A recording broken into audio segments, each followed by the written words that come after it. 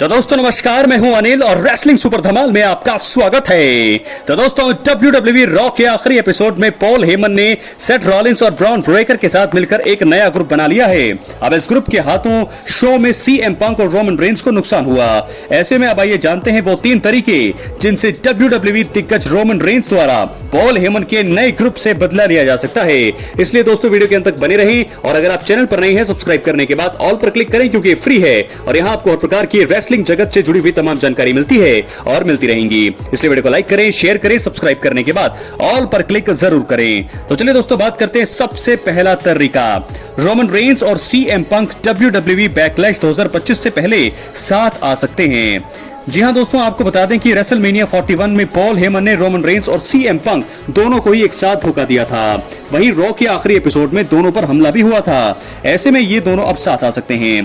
Paul Heyman के साथ Seth Rollins और ब्रॉन ब्रेकर हैं। वहीं अगर ये रोमन रेंस और CM पंक साथ आ जाते हैं तो ये दोनों एक टैग टीम मुकाबले में रॉलिंस और ब्रेकर का सामना कर सकते हैं। ये एक बढ़िया स्टोरी होगी जहां पर फैंस दो विरोधियों को साथ आकर काम करते हुए देख सकेंगे। तो अब हम बात करेंगे दूसरा तरीका जिसके जरिए रोमन रेंस जो है बदला ले सकते हैं सेथ रॉलिंस, ब्रॉन ब्रेकर और पॉल हेमन से। दोस्तों रोमन रेंस द्वारा पॉल हेमन को अगवा किया जा सकता है। जी हाँ दोस्तों, स्टोरी है तो स्टोरी में बहुत कुछ हमें देखने को मिल सकता है। रॉ के हालिया एपिसोड में गुंथर ने पैट मैकेफी पर हमला किया।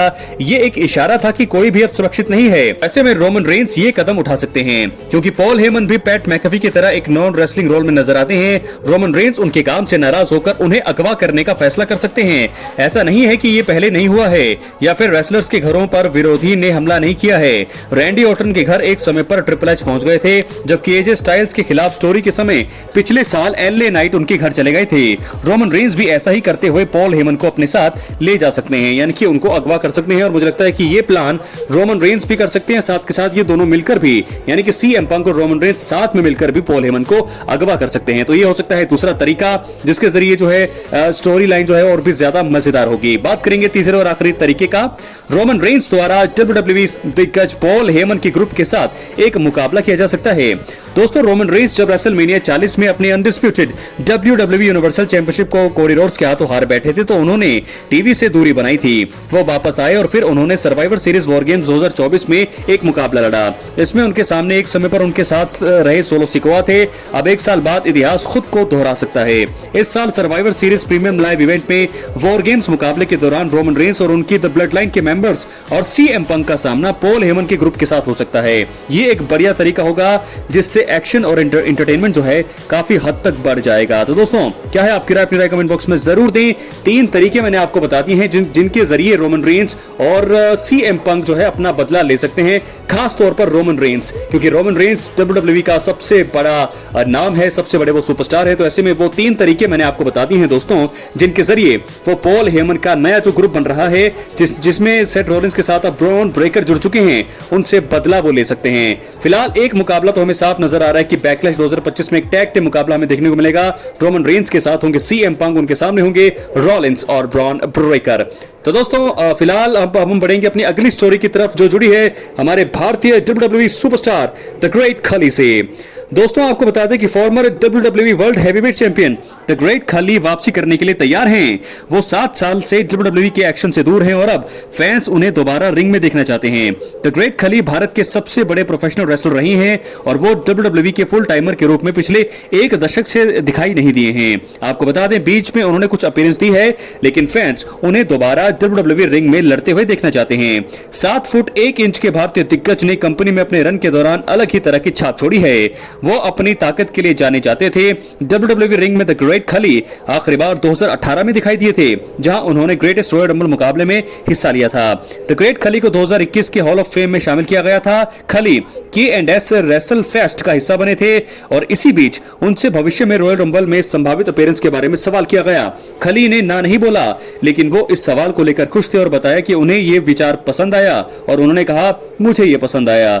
दोस्तों तो इसी के साथ ग्रेट खली वो सुपरस्टार रही हैं जिन्होंने ट्रिपल एच, बटिस्टा और अंडरटेकर समेत कई खतरनाक सुपरस्टार्स को कड़ी टक्कर दी है। उनका रन ज्यादा लंबा नहीं था लेकिन उन्हें कोई भूल नहीं पाएगा। तो ग्रेट खली का WWE में शुरुआती रन एकदम जबरदस्त रहा था। जुलाई 2007 में कोई वर्ल्ड हैवीवेट चैंपियन नहीं था। उस समय 20 जुलाई 2007 को स्मैकडाउन के एपिसोड में WWE ने एक 20 मैन बैटल रॉयल मुकाबला बुक किया जिसका विजेता अगला वर्ल्ड हैवीवेट चैंपियन होता। इस मुकाबले में द ग्रेट खली ने बटिस्टा और केन को एलिमिनेट करके जीत दर्ज की और इसी के चलते वो टॉप चैंपियन बन गए। खली का टाइटल रन ज्यादा लंबा नहीं रहा लेकिन ये उनकी कंपनी में पहला और एकमात्र वर्ल्ड चैंपियनशिप जीत रही थी। अब देखना होगा कि द ग्रेट खली रिंग में दोबारा वापसी करके तहलका मचा पाते हैं या फिर नहीं। तो दोस्तों मुझे ऐसा लगता है कि अगले साल जो रॉयल रंबल होगा 2026 में, वहां पर आप अब याद रखिएगा इस इंटरव्यू को जो मैंने इस वीडियो बनाई है कि ग्रेट खली 2026 के रॉयल रंबल में आ सकते हैं जरूर। अब इसके बारे में उन्हें विचार पसंद आया। इसी के साथ हम बढ़ेंगे अपनी अगले और फाइनल स्टोरी की तरफ जो जुड़ी है 17 time world champion John Cena से। दोस्तों एलिमिनेशन चेंबर 2025 में जॉन सीना ने हील टर्न लिया। द रॉक के इशारे पर उन्होंने कोडी रोड्स के ऊपर हमला किया। जॉन सीना ने 21 सालों के बाद यह कारनामा किया और इसके बाद वो चर्चा में आ गए। हाल ही में हुए रेसलमेनिया 41 में कोडी रोड्स को हराकर जॉन सीना ने 17 टाइम वर्ल्ड टाइटल भी अपने नाम कर लिया है। खैर दिग्गज अफा जूनियर का कहना है कि सीना के द्वारा अभी बहुत कुछ होने वाला है जिन्हें फैंस को देखने के लिए तैयार रहना चाहिए।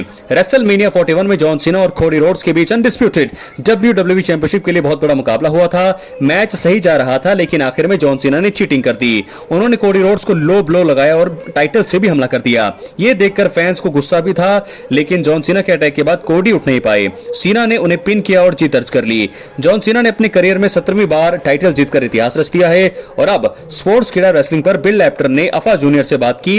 अफा ने कहा कि अभी भी जॉन सीना को अपना असली हील रूप नहीं मिला है। उन्होंने कहा मुझे लगता है कि जॉन सीना हील के रूप में एक बेहतरीन चैंपियन साबित होंगे। दोस्तों उन्होंने कहा मुझे सच में लगता है कि जॉन सीना का अभी हमने बेस्ट रूप नहीं देखा। वो इस हील रन के साथ अपना जो है सफर शुरू कर रहे हैं। मैं देखने के लिए बहुत ज्यादा एक्साइटेड हूं कि वो इसके साथ कहां तक जाते हैं। तो दोस्तों फिलहाल बता दें कि बैकलैश 2025 का आयोजन 10 मई को होने वाला है। फैंस इसके लिए काफी ज्यादा एक्साइटेड हैं। रॉ के लेटेस्ट एपिसोड में रैंडी ऑर्टन ने जबरदस्त आरकेओ जॉन सीना को लगाया है। जॉन सीना की हालत खराब हो गई थी और अब इन दोनों की शानदार दुश्मनी शुरू हो गई है। जॉन सीना और रैंडी ऑर्टन का इतिहास भी काफी तगड़ा रहा है। 2009 में इनकी राइवलरी ने सभी का जो है वो दिल जीता था। WWE द्वारा बहुत जल्द इनके बीच मुकाबले का ऑफिशियल ऐलान किया जा सकता है। तो दोस्तों मैंने सबसे पहले आपको बताया 3 तरीके जिससे रोमन रेंस और CM पंक बदला ले सकते हैं सेथ रॉलिंस, ब्रॉन ब्रेकर और पॉल हेमन से। उसके बाद मैंने आपको बताया कि किस प्रकार ग्रेट खली रिटर्न कर सकते हैं WWE में। और आखिर में जॉन सीना का अगला कदम क्या है वो भी सारी चीजें बताई है। अफा जूनियर ने कहा है कि जॉन सीना अभी भी जो है उनका हील रन अच्छे से शुरू हुआ नहीं है, बहुत कुछ करना अभी बाकी है लेकिन सबसे पहला पड़ाव रैंडी ऑर्टन होगा। रैंडी ऑर्टन के साथ बैकलैश में उनका मुकाबला बुक किया जा सकता है और अगले हफ्ते यानी कि मुझे लगता है कि जॉन सीना जरूर जो है आरकेओ का जवाब एटीट्यूड एडजस्टमेंट से देंगे और इसके बाद दोनों के बीच जो है मुकाबला बुक किया जा सकता है बैकलैश में।